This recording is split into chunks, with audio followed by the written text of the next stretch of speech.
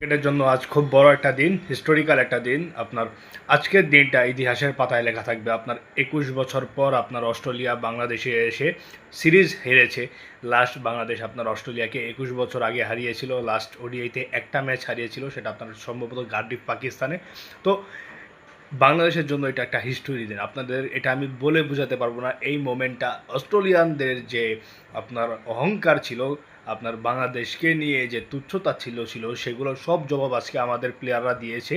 টানা ২টা ম্যাচ জিতে আমরা একদম সিরিজটাই জিতে ফেললাম। লাস্ট ম্যাচটা আছে, সেটাও আমরা জিতবো। আমাদের টার্গেট থাকবে তাদেরকে হোয়াইট ওয়াশ করার। আর আমাদের বলাররা যেভাবে চোখে চোখ রেখে লড়াই করেছে, আপনাদের বলারদের ক্রেডিট দিতেই হবে। আর আপনার এই জয়টাকে কোনোভাবে ছোট করে দেখার সুযোগ নেই। অনেকে ছোট করে দেখছেন এইগুলা, যে বাংলাদেশের মাটিতে হারিয়েছে, বাংলাদেশে হারিয়েছে। ভাই, এটা কেমন কথা ভাই?